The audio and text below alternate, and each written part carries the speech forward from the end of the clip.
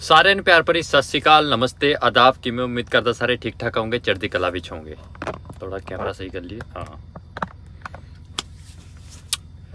तो दोस्तों आज की वीडियो बहुत ही इम्पोर्टेंट वीडियो है, इसलिए क्योंकि इसमें मैं जितने भी भाई लोग कमेंट करते हैं, कुछ कमेंट मैंने उठाए हैं और आज मैं उनसे रिलेटिव जो है आपको जवाब दूंगा। वैसे तो वो कॉमन कमेंट हैं, लेकिन मुझको लगता है कि उसके बारे में बातचीत करनी चाहिए। अभी भी बहुत सारे हमारे ऐसे लोग हैं जिनको उनके उस चीज़ के बारे में नहीं पता है। तो भाई वीडियो को स्किप मत करें, पूरा देखिए। चैनल पर नए तो चैनल को सब्सक्राइब कर लें। तो मैंने भाई जितने भी कमेंट हैं, कहाँ गई मेरी डायरी, वो अपनी डायरी में लिख लिए हैं और एक एक करके अब हम करेंगे उस पर बात। तो भाई मैं शुरू से लेके, जब एक आदमी के दिमाग में सवाल होता है इंडिया, पाकिस्तान, नेपाल या गल्फ़ में जब वो अप्लाई करना चाहते हैं, वहाँ से लेके और यहाँ तक पहुँचने तक जितने भी 10, 12, 13 सवाल हैं वो सब मैंने लिए हैं। उसके ऊपर आराम से बैठ के बात करेंगे, जिससे कि आपको पूरा समझ आ जाए। ठीक है, देर ना करते शुरू करते हैं वीडियो। भाई सबसे पहले जो है सवाल, एक भाई ने जो कमेंट किया था, मेरा लाइसेंस 6 महीने पुराना है और मुझको यूरोप आना है, कैसे आऊँ? और दूसरा कमेंट भी मैं लेता हूं क्योंकि दोनों का जवाब एक ही है। मेरा ट्रक ड्राइविंग में 10 साल का एक्सपीरियंस है, बट मेरे पास लाइसेंस नहीं है, क्या करूं? यूरोप आने के लिए अगर आप ट्रकिंग में आ रहे हो, अगर किसी और काम में आ रहे हो फिर तो आप आ सकते हो, कोई मुश्किल की बात नहीं है, क्योंकि यहाँ आके TRC बनेगी, काम करना शुरू कर दो। लेकिन ट्रकिंग में यहाँ आने के बाद भी डॉक्यूमेंट बनाने पड़ते हैं। तो डॉक्यूमेंट कैसे बनेंगे? जब आपके पास इंडिया से उससे रिलीवेंट कोई डॉक्यूमेंट होगा, नहीं तो फिर आपको यहाँ पे जीरो से शुरुआत करनी पड़ेगी। पहले कार का लाइसेंस, फिर उससे बड़ा, फिर बस का, फिर ट्रक का, फिर ट्रेलर का, जिसमें बहुत सारा पैसा, बहुत सारी थ्योरी टेस्ट देने पड़ते हैं, ट्राई देनी पड़ती है। और ये भी होता है कि ये लाइसेंस बनेगा तो उसके 6 महीने बाद ये लाइसेंस, ठीक है ना। तो उन दोनों कमेंट का मैं ये जवाब देना चाहूँगा, भैया आपका लाइसेंस कितना पुराना होना चाहिए? भाई कम से कम 2 साल का तो एक्सपीरियंस चाहिए। अब जितना एक्सपीरियंस है लाइसेंस उससे 1, 2, 4 महीने पुराना होना चाहिए, ठीक है ना। अगर आपका लाइसेंस 2 तारीख को इशू हुआ हो तो आप ऐसा नहीं कि 2 तारीख से ही अपना एक्सपीरियंस बना दोगे, तो वो देखने में थोड़ा अटपटा लगता है। तो कहने का क्या भाव है, अगर आपके पास मिनिमम 2 साल का इंडिया का एक्सपीरियंस है, गल्फ में तो 1, 1.5 साल का भी चलेगा। 2 साल का आप एक्सपीरियंस लेके आओ, इंडिया से भी अप्लाई कर सकते हो, गल्फ से भी, जिसके पास इंडिया का एक्सपीरियंस है। इंडिया से रजिस्टर कोई ट्रांसपोर्ट कंपनी है, उससे आप एक्सपीरियंस लेटर बनवाओ, और ऐसी जगह से एक्सपीरियंस लेटर बनवाओ, या अगर आपका जेन्युइन है तो वेरी गुड, और अगर बनवाते हो तो ऐसी जगह से बनाओ, अगर कल को वहाँ पे कोई वेरिफिकेशन कॉल आती है या ईमेल आता है या कोई बंदा फिजिकली जाता है, तो वो वहाँ से वेरीफाई कर पाए कि हाँ इसने यहाँ 2 साल का ये एक्सपीरियंस लेटर यहीं से बनाया और इसने चलाया भी, ठीक है ना। आपका एक्सपीरियंस लेटर 2 साल पुराना होना चाहिए। अंडरस्टूड सी बात है, लाइसेंस भी आपका है भी 2 साल पुराना होना चाहिए, प्लस 1, 2 महीने होने चाहिए, ठीक है ना, एक्सपीरियंस लेटर से। एक चीज़ मैं और जोड़ना चाहता हूँ, क्योंकि जो मेरा चौथा कमेंट है उसमें ये लिखा है, मेरा लाइसेंस भी एक्सपीरियंस लेटर भी है, बस इंग्लिश नहीं आती है। भाई आपके पास अगर इंग्लिश नहीं आती है, थोड़ी बहुत सीख लो। आपको इतनी इंग्लिश आनी चाहिए कि आप अपनी किसी को बात समझा पाओ, अगले की समझ पाओ। समझ तो हर कोई लेता है, लेकिन समझाने के लिए थोड़ी सी इंग्लिश की प्रैक्टिस चाहिए, ठीक है ना। और इंग्लिश हम जल्दी सीख जाते हैं क्योंकि हम बचपन से पढ़ रहे हैं किसी और लैंग्वेज की अपेक्षा। तो थोड़ी बहुत इंग्लिश सीख लो यार, इंग्लिश सीख के आना, ठीक है ना। एक्सपीरियंस लेटर 2 साल पुराना, लाइसेंस उतना पुराना चाहिए, और आपको थोड़ी बहुत इंग्लिश आनी चाहिए, तब आप अप्लाई करो, ठीक है ना। अगला सवाल है, खुद ऑनलाइन अप्लाई करे तो कितना खर्चा आता है? और उसका अगला कमेंट है, एजेंट से जाने पर कितना खर्चा आएगा? तो भाई मैंने एक समीकरण निकाली है, अगर आप खुद जाओगे तो कितना खर्चा, तो ये आगे पीछे हो सकता है। मैंने सिर्फ एक एक्सपीरियंस, अपने एक्सपीरियंस से, अपने भाइयों के जो एक्सपीरियंस है उससे जो है एक डाटा बनाया है, ठीक है। प्लस माइनस इसमें हो सकता है। अगर आप किसी एजेंट के थ्रू जाते हो तो भाई एजेंट अभी मार्केट में 3.5 लाख से लेकर 4 लाख ले रहे हैं अपनी फीस। उसके अलावा जो भी खर्चा होगा, चाहे आपका इंश्योरेंस है, चाहे टिकट है, चाहे यहाँ पे आने पे खर्चा है, जो भी है वो अलग होता है। तो अगर आप एजेंट के थ्रू आओगे तो आपको 3.5 लाख मान के चलो मोटा मोटा एक्स्ट्रा लगेगा। अगर आप खुद अप्लाई करते हो तो इतना कम लगेगा। तो मैंने एक मोटा मोटा सा जो हिसाब किताब बनाया कि मान लो 3,60,000 एजेंट लेता है। उसके अलावा हमको बहुत सारे डॉक्यूमेंट बनाने होते हैं, PCC बनानी होती है, अपना मेडिकल बनवाना होता है, अपोस्टाइल करवाना होता है, फलाना, तो 15,000 रुपये उसके खर्चा मान लो। फिर उसके बाद अम्बेसी की फ़ीस मान लो। अम्बेसी की फ़ीस वैसे तो कम होती है, जब आप BFS में ऑनलाइन बुकिंग करोगे तब भी 2,200 के करीब लगता है। उसके बाद फिर उसकी अपनी फ़ीस भी होती है, अम्बेसी की फ़ीस जो आप वहाँ जाके जमा करोगे, तो उसे मोटा मोटा किराया सब मान के 10,000 रुपये हम वो मान लेते हैं। 50,000 रुपये जब आप यहाँ पे आओगे उसकी टिकट मान लेते हैं, वो कम भी होती है कई बार बहुत महंगी भी होती है, वो डिपेंड करता है। ठीक है, 20,000 रुपये एक्स्ट्रा खर्चा मान लो आप, आपके और कोई दौड़ भाग होगी या आपका कोई और डॉक्यूमेंट बना, ठीक है ना, और 1 लाख रुपया यानी कि मान के मोटा मोटा 1,000 यूरो आप अपने साथ जेब में भी लाओगे, क्योंकि यहाँ पे आने के बाद बहुत खर्चे हैं, तो इतना खर्चा आप अपने साथ लेके आए। तो मोटा मोटा अगर इसको हम टोटल करें, अगर आप एजेंट के थ्रू आते हो उसको 3,60,000 रुपये उसकी फीस देने के बाद जो ये सारा खर्चा है आपके पास जो खर्चा निकल के आएगा टोटल एजेंट के थ्रू आने पर, वो 5.5 से 6 लाख निकल के आएगा। अगर आप खुद से आते हो तो मेरे हिसाब से 2.5 लाख के आसपास, या हो सकता है ज़्यादा से ज़्यादा 3 लाख तक एक खर्चा पहुंच सकता है, और इससे कम भी हो सकता है। ये डिपेंड करता है आपकी कंपनी में, जिस कंपनी में आप अप्लाई कर रहे हो वो आपको किस तरीके से और किस तरीके से हैंडल कर रही है। ठीक है ना, अभी बहुत सारे लोगों ने अप्लाई कराया तो उनका लगभग इतना ही खर्चा हुआ है, ठीक है ना, 2 से 3 लाख रुपए के बीच में। बाकी डिपेंड करता है टिकट, आप कईयों को टिकट 35,000 की भी मिल गई, कईयों ने टिकट बुक करी उस टाइम महंगी थी तो 60-70,000 रुपये की टिकट मिल रही थी। ठीक है ना, तो बहुत सारी चीज़ें होती है, आईडी बनाना पड़ता है, ये छोटे छोटे खर्चे होते हैं। इन सबको मैंने एक एक्स्ट्रा खर्चे में 20,000 रुपये में जोड़ के आपको बता दिया। तो ये मोटा मोटा सा खर्चा है। अब हो सकता है कि इसके अलावा भी कोई और डॉक्यूमेंट बने किसी का, तो उसमें भी थोड़ा बहुत खर्चा हो, वो अलग बात है। ठीक है ना, ये मैंने आपको मेन डॉक्यूमेंट और मेन प्रोसेस बताया जिसके जरिए लोग आते हैं। ठीक है, अगर आप खुद से आते हो तो भैया वो 2 से 3 लाख, अगर आप एजेंट के थ्रू आते हो तो 5, 5.5, 6 लाख रुपए आपका लग जाएगा। ये मैं आपको मोटा मोटा खर्चा बताता हूँ। उसके बाद अगले सवाल पर जाते हैं। बहुत सारे लोग ये पूछते हैं भाई मैं सऊदी अरब में हूँ, क्या मैं वहाँ से अप्लाई कर सकता हूँ या मैं यहाँ से अप्लाई कर सकता हूँ, क्योंकि मैं रहने वाला इंडिया का हूँ या पाकिस्तान का हूँ, या मुझे वहाँ जाके अप्लाई करना होगा। भाई आप कहीं से भी अप्लाई कर सकते हैं, जहाँ पे जिस कंट्री में आप अप्लाई करना चाहते हैं, यूरोप की, सेनेगन की, अगर उसकी एम्बेसी आपकी कंट्री में है तो आप अप्लाई कर सकते हैं। अगर नहीं भी है, बहुत सारी गल्फ में एम्बेसी नहीं है, तो आप दुबई में अपॉइंटमेंट ले सकते हैं, अप्लाई आप वहीं से कर सकते हो। सारा काम ऑनलाइन हो रहा है आज की डेट में, आपको बार बार कहीं पे चक्कर लगाने नहीं जाना पड़ेगा, बस एम्बेसी में एक बार जाना पड़ेगा। ठीक है ना, कहीं से भी अप्लाई कर सकते हो, कोई चक्कर की बात नहीं है, सब काम ऑनलाइन होता है। ठीक है ना, अगर आपको किसी तरीके की गाइडेंस चाहिए तो आप हमारे टेलीग्राम ग्रुप भी ज्वाइन कर सकते हो, जिसमें बहुत सारे ऐसे लोग हैं जिन्होंने खुद से अप्लाई करा है, किसी ने एजेंट के थ्रू अप्लाई करा है, तो कुछ लोग पहुंच गए, किसी का प्रोसेस हो रहा है, किसी ने अभी शुरुआत करी है।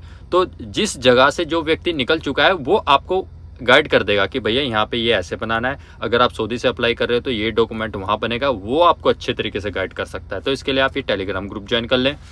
अब अगला सवाल करते हैं, कितना पैसे साथ में लाएं। मैंने अभी पहले बताया भैया 1,000 यूरो कम से कम अपने साथ में लेके आना चाहिए। वहाँ जब आए तो क्या क्या सामान लेके आए, इसके ऊपर मैंने पूरी वीडियो बनाई हुई है, अभी भी मैं बता देता हूँ। भैया अपना बर्तन कुकर बुकर ये लेके आओ, मसाले लेके आओ, थोड़ी दालें लेके आओ। अगर आप 30 किलो सामान ला सकते हो आपकी टिकट में, तो भाई पूरा उसका फ़ायदा लेके आओ, क्योंकि यहाँ पर आने के बाद 1-1.5 महीना आप रूम पर जो बैठोगे या आपकी ट्रेनिंग वगैरह होगी, तो यहाँ पर चीज़ें सब मिल जाती हैं लेकिन महंगी हैं।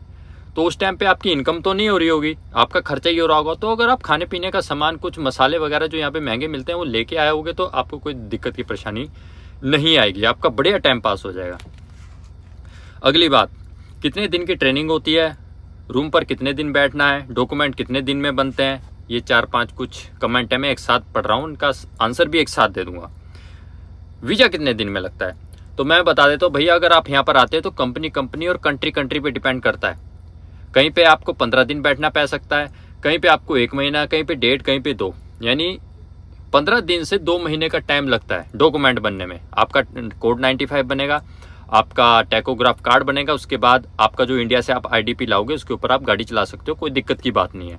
लेकिन कई लोगों का लॉन्ग कोर्स होता है, क्योंकि यहाँ पर आने के बाद शॉर्ट कोर्स और लॉन्ग कोर्स होता है कोड 95 का। अब जिनका लॉन्ग कोर्स चला जाता है वो 2 महीने भी लग सकते हैं, उसको 3 महीने भी लग सकते हैं, उसका खर्चा ज़्यादा है, क्योंकि कंपनी ट्रेनिंग के टाइम पे कोई सैलरी नहीं देती है, 0 खर्चा, सारा आपका अपना है, रहना खाना।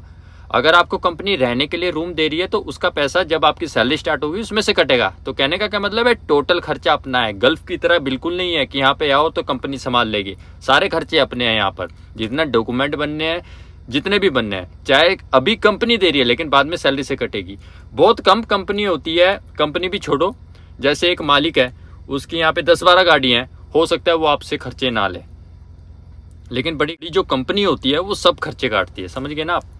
आगे बढ़ते हैं, ज़्यादा गहराई में ना जाते हुए मेन मुद्दे पे बात करते हैं। क्या क्या डॉक्यूमेंट लगेंगे, लाइसेंस कब बनेगा। भाई डॉक्यूमेंट के बारे में भी मैं वीडियो बना चुका हूँ, मोटा मोटा मैं आपको बता देता हूँ। अगर आप इंडिया से अप्लाई कर रहे हैं, आपका पैन कार्ड, आधार कार्ड और आपकी इनकम टैक्स रिटर्न लगेगी। एजुकेशन का कोई नहीं लगता है, ठीक है ना।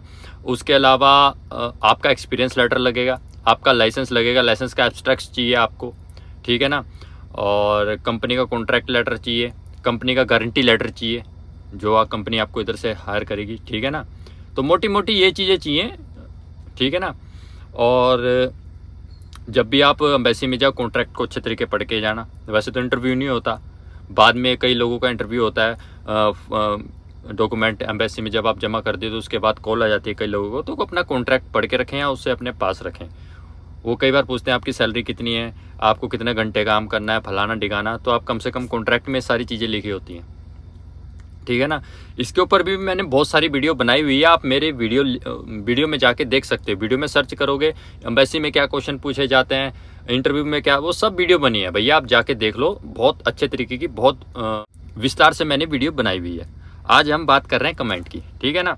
अगर आप गल्फ से कर रहे हो तो भाई गल्फ की जो आईडी वगैरह होती है, वहाँ का लाइसेंस होता है, उसकी ट्रांसलेशन भी करानी पड़ती है क्योंकि वो गल्फ की लैंग्वेज में होता है। अब भाई आगे बढ़ते हैं। आने के बाद वहाँ कंपनी क्या क्या टेस्ट लेती है, ये मेन बात है भाई। जब आप यहाँ पर आने के लिए अप्लाई करते हो तो इंग्लिश तो आपकी टेस्ट कंपनी तभी करती है जब आपको पहले कॉल करती है। उनको आपकी इंग्लिश ठीक ठाक लगेगी तभी आपका प्रोसेस वो आगे बढ़ाएगी। उसके बाद यहाँ आने के बाद आपकी जो टेस्ट होता है मेन, वो होता है गाड़ी चलाने का। आपसे गाड़ी बैक लगवा के देखी जाएगी, यार्ड में चलवाई जाएगी, उसके बाद शहर में लेके जाएंगे, शहर के बाद हाईवे में किस तरीके से गाड़ी चलाता है।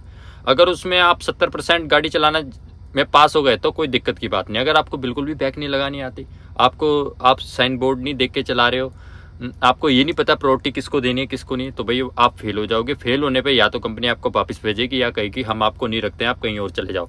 उस कंडीशन में अगर आप किसी और कंपनी के पास भी जाओगे ना तो आपको कोई नहीं रखेगा, सिर्फ आपका एजेंट ही है। अगर आप एजेंट के थ्रू जाते हो वही आपको दूसरी कंपनी में सेटिंग करवा के दे सकता है, अदरवाइज बहुत मुश्किल हो जाता है, ठीक है ना। अब आगे बढ़ते हैं। ट्रेनिंग का बता दिया मैंने, कंपनी का टेस्ट बता दिया। अब आगे एक भाई क्या पूछ रहे हैं, क्या वहां पर आने के बाद ट्रेनिंग होगी। मैंने ट्रक चलाया है लेकिन मैंने ट्रेलर कभी नहीं चलाया। या अगले भाई पूछते हैं, मेरे पास ट्रकिंग का तो 10-12 साल का एक्सपीरियंस है लेकिन मैंने कभी ट्रेलर नहीं चलाया, क्या मैं आ जाऊं। भाई मैं बताऊंगा कि अगर आपको ट्रेलर चलाना नहीं आता तो मत आओ, आपको बैक लगानी आनी चाहिए, आपको चलाना आना चाहिए। और ना आप एक काम करा करो, इंटरनेट पे गूगल पे सर्च मारा करो, यूरोपियन ट्रैफिक रूल देखा करो, उधर कैसे क्या चीज़ है, उन चीज़ों को देखो, उससे आपको बहुत हेल्प मिलेगी, ठीक है ना। तो आपने करना क्या है, पहले तो सीख के आना है। अगर आपको नहीं आता है ना तो भाई पंजाब में या इधर हो सकता है तुम्हारा ये महाराष्ट्र की तरफ बहुत सारे स्कूल हैं जो ट्रेलर सिखाते हैं 10-12 हज़ार रुपये लेके, या जितने भी लेते होंगे मुझे आइडिया नहीं है।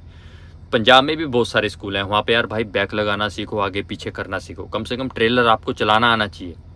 वो आपको एज अ ड्राइवर बुला रहे हैं, ट्रेनी नहीं बुला रहे हैं। गल्फ में तो चल जाता है लेकिन यहाँ पे नहीं चलता मेरे भाई, ठीक है ना। तो आपको ट्रक चलाना आना चाहिए, ट्रेलर चलाना आना चाहिए। अगर आप ट्रक चलाते हो, सिंगल चेसी वाला ट्रेलर नहीं कभी चलाए तो भैया हाथ साफ करके आना, ठीक है ना, क्योंकि यहाँ पर आने के बाद फिर भाई बहुत मुश्किल हो जाती है।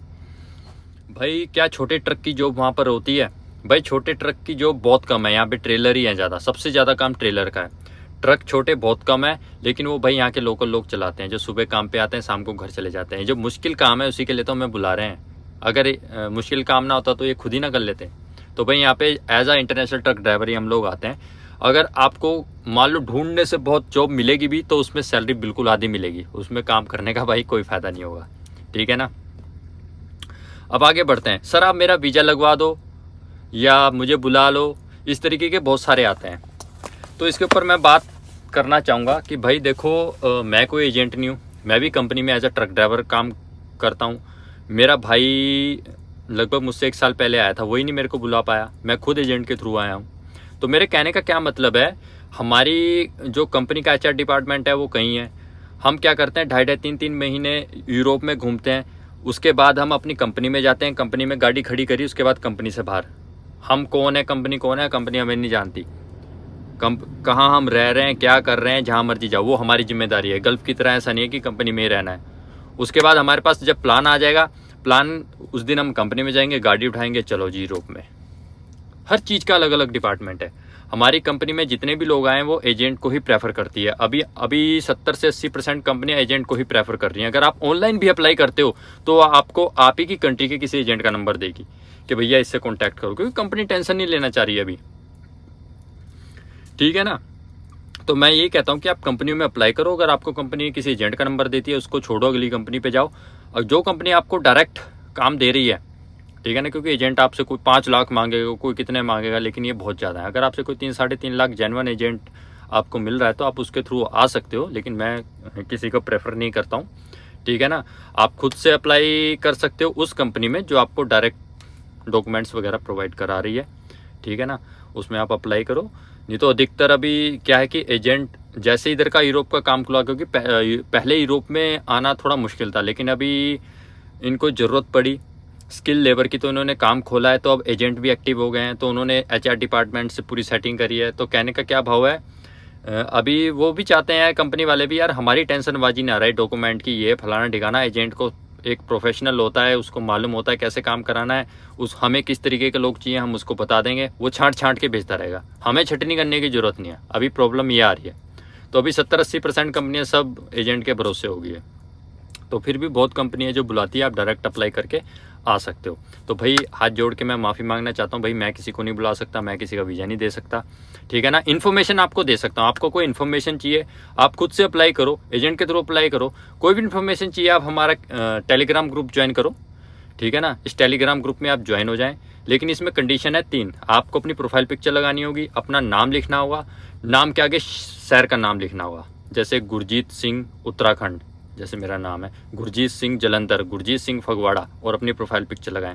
उसका स्क्रीनशॉट आप इस ग्रुप में भेजोगे, ये पब्लिक ग्रुप है। तो आपको एक लिंक भेजा जाएगा प्राइवेट ग्रुप का, जिसमें सब लोग हैं, जहाँ पे एक दूसरे की हेल्प करते हैं लोग, ठीक है ना। क्योंकि मैं अकेला किसी की मदद नहीं कर सकता। जो आदमी जो प्रोसेस करवा चुका है वही उस प्रोसेस के बारे में बताएगा कि लेटेस्ट अभी क्या चल रहा है, वही आपकी मदद कर पाएगा। तो हमारे इस ग्रुप में ऐसे बहुत सारे लोग हैं जो अभी यूरोप आ चुके हैं। किसी ने खुद से अप्लाई किया, किसी ने एजेंट के थ्रू अप्लाई किया, किसी का आधा प्रोसेस हो गया, कोई अभी स्टार्ट कर रहा है। तो जो जिस प्रोसेस से गुजर चुका है वही उसके बारे में बता सकता है। तो उस ग्रुप में लोग एक दूसरे की हेल्प करते हैं। मैं सिर्फ एक जरिया हूँ उस प्लेटफॉर्म को बनाने का, और लोग एक दूसरे की हेल्प करके आगे बढ़ रहे हैं, आप भी बढ़ सकते हैं। तो भाई उम्मीद करता हूँ आज की वीडियो आपको पसंद आई होगी। पसंद आई हो तो यार लाइक शेयर सब्सक्राइब जरूर कर देना, अपने भाई का हौसला बढ़ाने के लिए, इस तरीके की वीडियो बनाने के लिए। तो आज की वीडियो में इतना ही, मिलता है किसी अच्छे से ब्लॉग में या किसी इन्फॉर्मेटिव वीडियो में। टिल देन बाय बाय, रब रखा।